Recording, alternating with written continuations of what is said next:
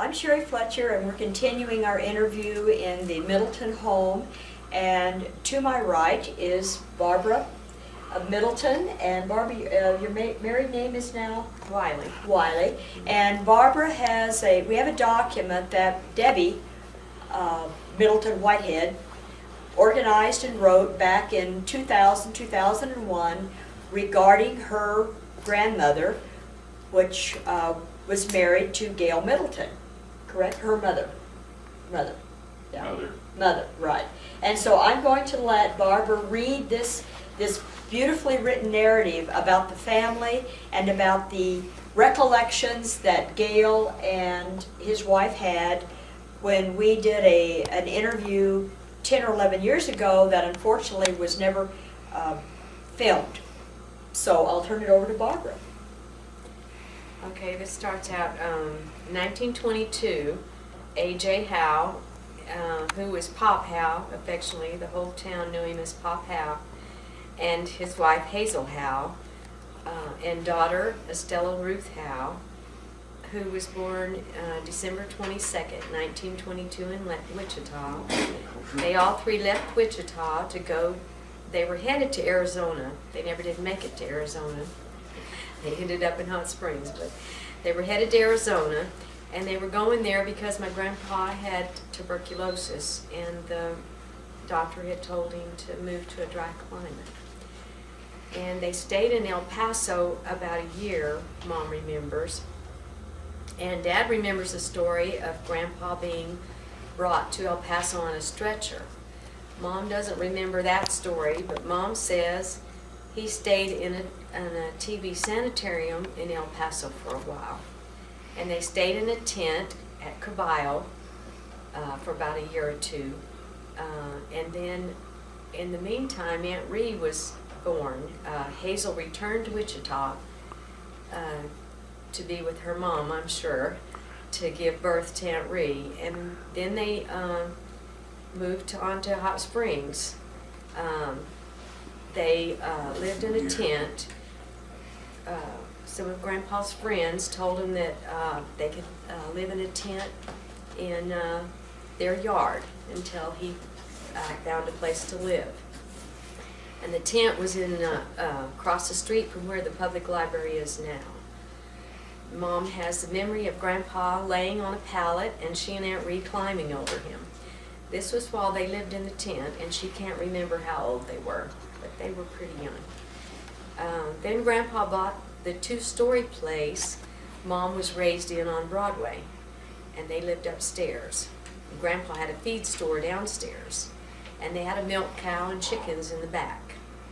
And Grandpa and Grandma Hazel slept on the porch that went out over the street. And he attributes the sleeping outside to helping him with his TB, which he lived to be 97, so it must have worked.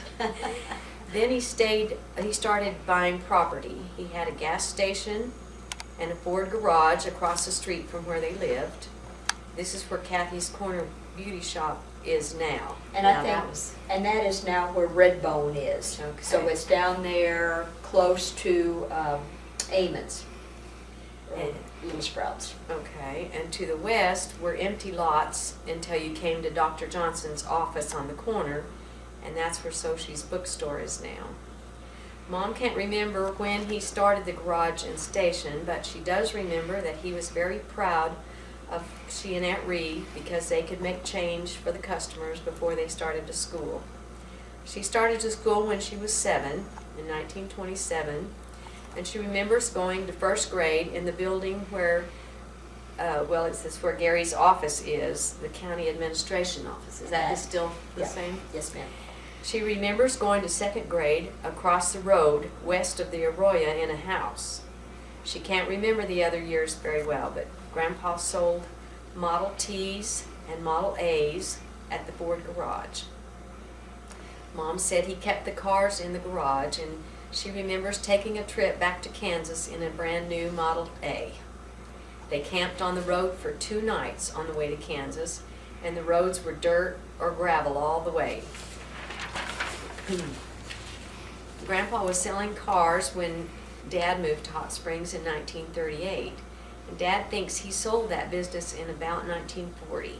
Someone else had a used car lot on the lot between the garage and Dr. Johnson's. He sold the cars, but Grandpa financed them. In 1940s, in the meantime, Grandpa still had his farm in Kansas. He sold his farm in Kansas in about 1942 or 43 to pay off his debts here.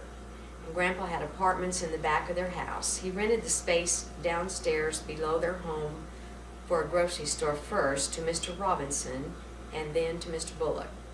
When Mr. Bullock moved to his new location, he rented to a 10-cent store. Grandpa owned a barber shop to the east of the store downstairs.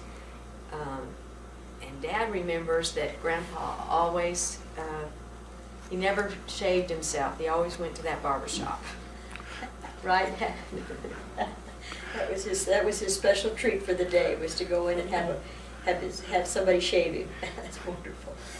Let's see, east of the store downstairs. A real estate office next to that, Bill and Mary's Cafe, and then Arnold's Bar. That was the end of his property next to the street. There was another bar next to Arnold's, and then the drugstore on the corner, which was called Knox Drugstore. And I believe Knox was later Day's Pharmacy. Right. These didn't belong to Grandpa. The drugstore is where Mr. Fleck and Mr. Davis started in Dave's Pharmacy. And let's see, began being, the drugstore is where Mr. Davis and Mr. Fleck began being pharmacists. Before it was a drugstore, it was a gas station. Behind these properties, besides the apartment, he also rented a place in back of Dr. Rogers where he began his dental practice in about 1946. Dad said that Grandpa never shaved himself. Oh, she told about it. He always went down to the barber shop for a shave. When he was about 85, Merle bought him an electric shaver, and he started shaving himself then. Merle is my mother's brother. On the other side of the street, Grandpa owned the properties from east of the garage to the corner where Amon's is now. These were apartments. Amon's department store was housed where Smith's office supply is now. Grandpa tore down some apartments on the corner, and that's when Amon's was built, and sold Mr. Amon the land. And I believe now the Amon's is now Little Sprouts. It's a health food and a